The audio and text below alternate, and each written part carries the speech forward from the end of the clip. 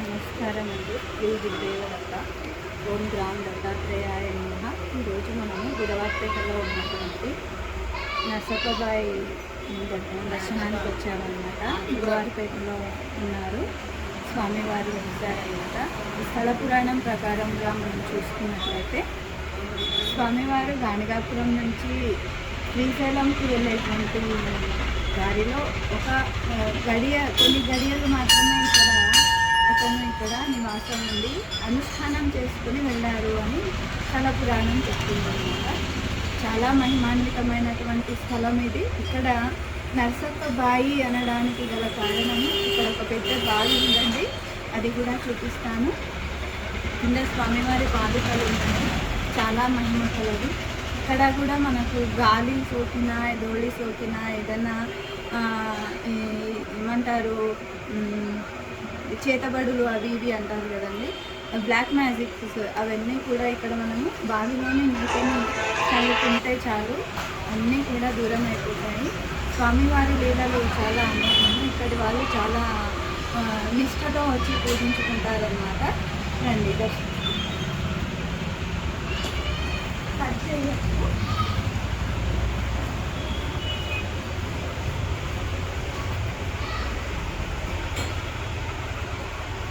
స్వామివారి దర్శనం చేసుకుందామండి. ఇక్కడ పాదుకలు ఉన్నాయి. చాలా కొన్ని వందల సంవత్సరాల క్రితము నృసింహ సరస్వతి వారు ఇక్కడికి వచ్చారనమాట. ఇక్కడ కూర్చొని ఇక్కడ ఈ బావిలో స్నానం చేసి ఓం గ్రామ దత్తాత్రేయాయ నమః, ఓం గ్రామ దత్తాత్రేయాయ నమః.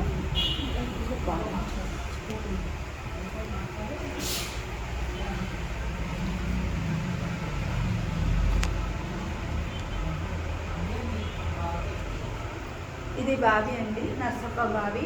ఈ బావిలో ఒక పెద్ద సర్పం ఉంది అని అంటారు. అది రాత్రిపూట వచ్చి స్వామివారిని సేవించుకొని వెళ్తుంది అని అంటారనమాట. నర్సప్ప బావి ఇది మేము నైట్ తీస్తున్నాము కాబట్టి ఏమి కనపడడం లేదు.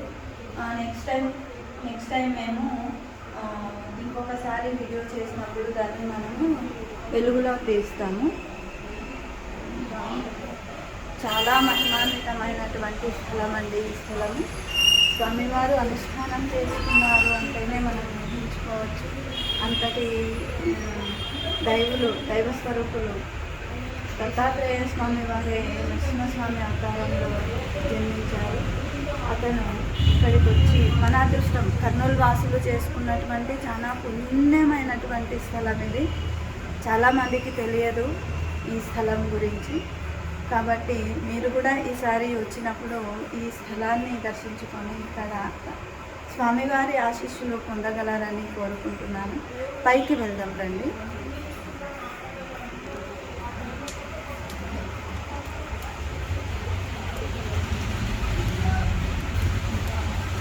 పైన మనకు రావి చెట్టు వేప చెట్టు కలయిక ఉందండి. ఇక్కడ స్వామివారు ఇటువైపు మనకు చూస్తున్నట్టుగా ఉంటారు.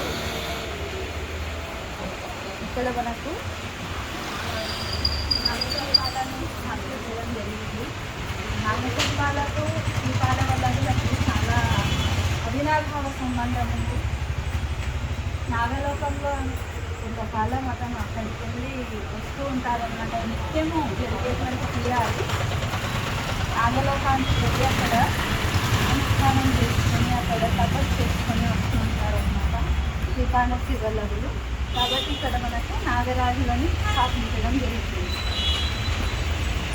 ఆదిదేవుడు కాబట్టి మనకు వినాయక స్వామి కూడా ఇక్కడ ఉన్నారు.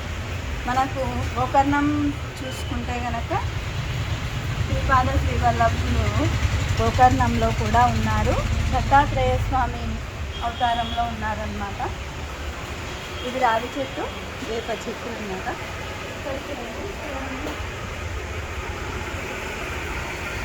ఇక్కడ చాలా బిజాపూరు దేవస్థానం చూడవచ్చు.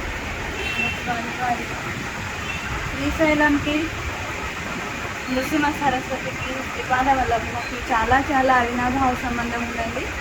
ఎలా చెప్పగలము అంటే శ్రీపాద శ్రీ వల్లభుల వారు నరసింహ సరస్వతి స్వామివారు కృష్ణానది తీరాన అంతర్ధానమై తర్వాత శ్రీశైలంకి వెళ్తారనమాట. శ్రీశైలంకి వెళ్ళిన తర్వాత అక్కడ కదలీవనంలో అతను అనుష్ఠానం చేసుకుంటారు. 300 సంవత్సరాలు అక్కడ తపస్సు ఆచరించారనమాట కదలీవనంలో. మనం పాతాళ గంగలోకి వెళ్ళి చాలామంది పాతాళ గంగలో పూలనావనం చేసి కూడా అతని కోసం పంపిస్తారనమాట. దత్తాత్రేయుల స్వామి వారి కోసం పూలనావనం చేసి పంపిస్తున్నారు. చాలా మహిమాన్వితమైనది. శ్రీశైలం యాత్ర కంపల్సరీ చేయాలి. మనము దత్తభక్తులు తప్పకుండా చేయాల్సినటువంటి యాత్ర అది. దత్తాత్రేయ స్వాముల వారు ఇక్కడ మనం చూసినట్లయితే శ్రీపాద వల్లభుల వారు వినాయక చవితి రోజు తాను జన్మించారన్నమాట. ఆ వినాయక చవితి రోజు మనకి కళ్ళకి అంతటి అద్భుతాన్ని మన రెండు కళ్ళు చాలా గాంగాపూర్ కానీ తర్వాత పూర్వపురం కానీ ఎక్కడైతే దత్త మందిరాలు ఉన్నాయో అక్కడంతా కూడా చాలా వైభవంగా చేస్తారు. ఇట్లాగే ఉయ్యలను అలంకరించి ఇట్లా చిన్న బాలుడి రూపంలో దత్తాత్రేయుల స్వామి వారిని ఉంచి ఇట్లా ఉయ్యలను ఊపుతారనమాట. భజనలు, కీర్తనలు, సంకీర్తనలు, అసలు అమోఘము, ఇంకొక దేవలోకంలో ఉన్నామా అనేలాగా ఉంటుందన్నమాట ఆ రోజు.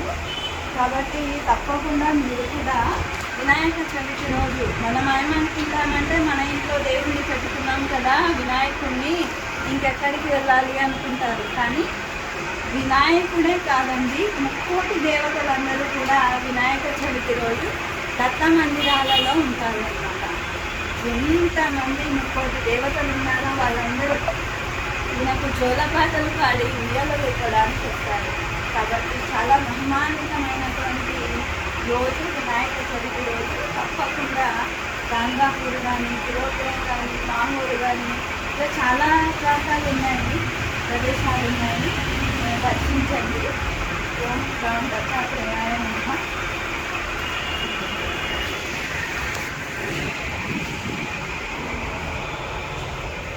మనం ఇక్కడ చూసుకున్నట్లయితే దత్తాత్రేయ స్వామి వారి విశ్వరూపం అండి ఇది. ఒక్కొక్క జన్మలో ఒక్కొక్క అవతారం మనకి చూపించడం జరిగింది. చాలా మంది ఉన్నారనమాట మనకు గురు సాంప్రదాయంలోకి వస్తే కనుక. అలాగే ఈరోజు నేను ఈ స్టిక్కర్ని అతికించడం జరిగిందండి నేను ఈ మందిరంలో. ఎందుకు అన్నట్లయితే నేను గద్వాలలో దత్తాత్రేయ స్వామి వారి మందిరాన్ని నిర్మించబోతున్నాను అన్నమాట. ఈ మధ్యనే నేను భూమి పూజ కూడా చేసి వచ్చాను. నవంబర్ 15వ తేదీ భూమి పూజ కూడా జరిగిందనమాట. భక్తులు వాళ్ళకి తోచినంత నాకు ఏమంటారు విరాళాలు ఇచ్చారండి. ఆ విరాళాలు నాకు భూమి పూజ వరకు సరిపోయినాయి. చాలా చాలా ధన్యవాదాలు. నేను ఇంకా గుడి నిర్మాణాన్ని మొదలు పెట్టాలి అనుకుంటున్నాను. నిజంగా చెప్పాలంటే నా దగ్గర ఒక స్థలం మాత్రమే ఉంది. మాత్రం నా దగ్గర ఏమీ లేదు. నేను చిన్న కూలి పని చేసుకునేదాన్ని అనమాట. చిన్న టీచర్, కూలి పని కాదు, చిన్న టీచర్ని నేను. ఏదో నాకు భగవంతుడు నాలో బీజం వేశాడు, మందిర నిర్మాణానికి పూనుకో అన్నట్టుగా నేను పూనుకున్నాను అనమాట. భూమి పూజ అయితే అయ్యిందండి, చాలా గ్రాండ్గానే అయ్యింది భూమి పూజ. ఇప్పుడు మీరు చేసేటువంటి విరాళాలు, ధన సహాయం కానీ, వస్తు సహాయం కానీ వల్లనే ఈ యొక్క మందిరము లేస్తుందన్నమాట. అంటే మందిర నిర్మాణం జరుగుతుంది. దైవ మందిరం అంటే అందరిది అండి. మందిరము ఒక కులానికి సంబంధించినది మాత్రమే కాదు, అన్ని కులాలకు, అన్ని మతాలకు సంబంధించినటువంటి దేవాలయము. కాబట్టి అందరూ కూడా మంచి మనసుతో, సౌహృదయంతో నాకు విరాళాలు ఇవ్వగలరని కోరుకుంటున్నాను. ఇది నా నంబర్ అన్నమాట, 6302177327.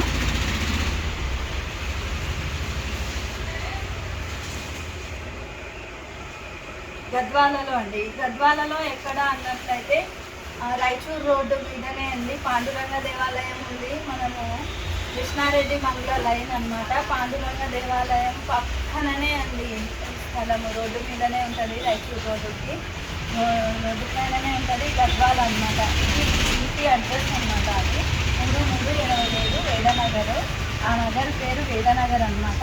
పాండురంగ దేవాలయం పక్కనే. మనం పాండురంగ దేవాలయాన్ని దర్శించుకున్న ప్రతి ఒక్కరు కూడా ఈ దత్తాత్రేయ స్వాముల వారిని కూడా దర్శించుకుంటారు. ఆ ఊరి ప్రజల యొక్క పుణ్యం అనాలి. దత్తాత్రేయ స్వామి మందిరం అక్కడ నిర్మించబడుతుంది అంటే